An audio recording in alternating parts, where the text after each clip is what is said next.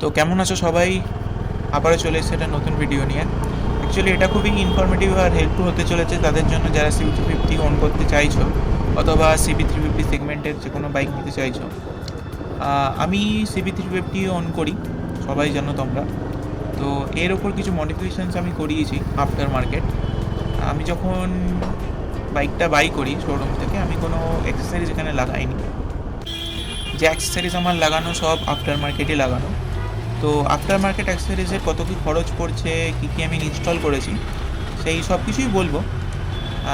তোমাদের জন্য বেস্ট হবে আমি সব কটার লিস্ট তোমাদের একদম বটম লেফট কর্নারে 1 বাই 1 শো করবো, যাতে তোমরা আলটিমেটলি বুঝতে পারো যে কী জিনিস তোমাদের লাগানো উচিত, কোন জিনিসটা তোমাদের লাগাতে হবে according to your right style.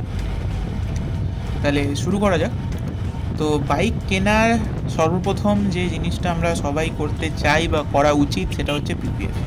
এটা আমি ম্যান্ডেটরি লিস্টের ভেতরেই রাখবো, আর চেষ্টা করবে পিপিএফটা কিন্তু একটা ভালো দোকান থেকে করানোর। মানে আমি বলছি না কোনো দোকান খারাপ, বাট ওয়েলিংটনের যে স্ট্রিট শপগুলো রয়েছে না, মানে যারা রাস্তার ওপর দাঁড়িয়ে কাজ করে, সেখান থেকে আমার মনে হয় পিপিএফটা করানো ঠিক হবে না।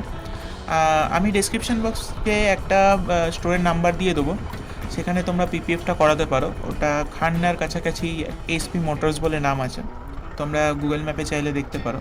আচ্ছা, আমার বাইকটায় আমি 2025 পিপিএফ করেছি একদম ডিসেম্বরের দিকে।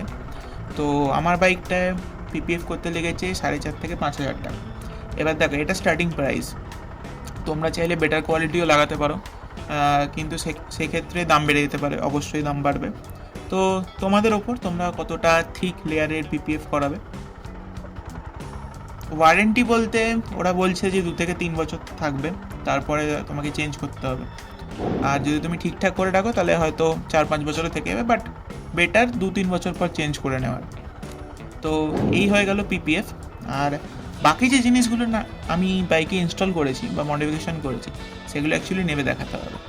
তো বাইকটাকে সাইড করি, তারপর নেবে বলছি আমি বাইকে কী কী লাগালাম। যদি আমার আগের ব্লগ ভর্তির বিল না দেখে থাকো, আমি আই বাটনে লিঙ্ক দিয়ে দেবো, গিয়ে দেখে আসতে পারো। আচ্ছা, বাইকে প্রথমে যেটা আমি লাগিয়েছি ভাইজার।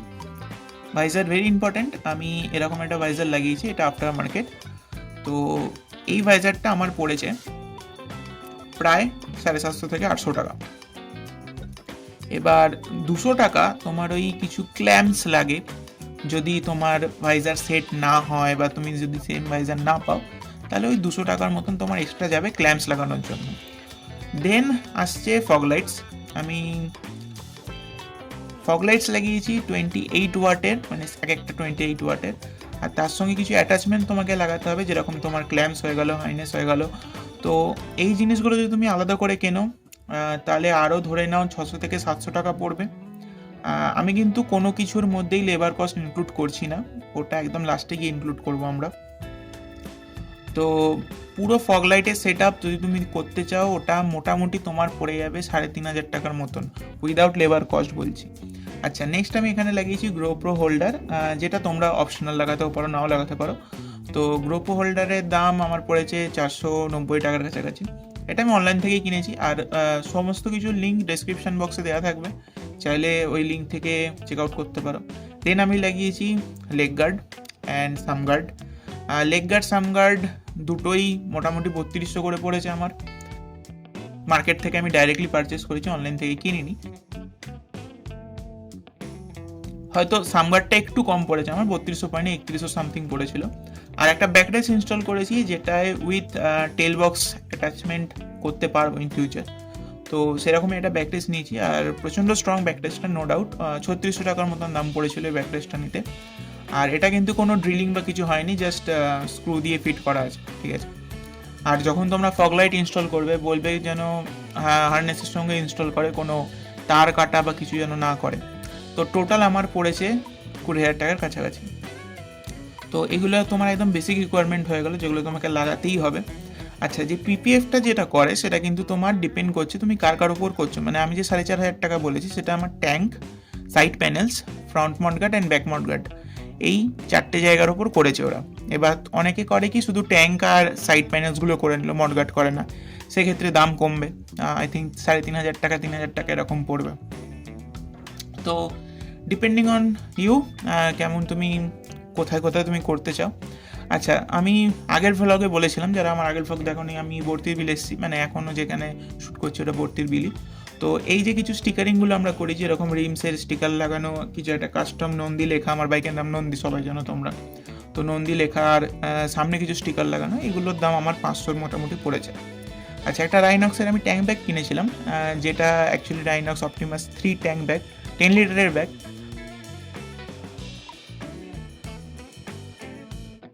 বেশ ভালো, বেশ ভালো কোয়ালিটি। এটাকে তুমি মানে যখন যাবে তখন সাইডে ঝুলিয়েও যেতে পারো, সাইড ব্যাগের মতন। তো বেশ ভালো লেগেছে আমার।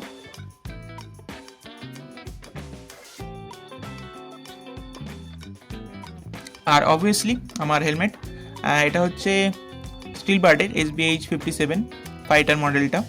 তো নো ডাউট এটাও খুব ভালো মডেল। আর এই হেলমেটের মধ্যে দেখবে আমি কিছু জে মাউন্ট আর কিছু চেইন স্ট্র্যাপ অ্যাটাচ করেছি।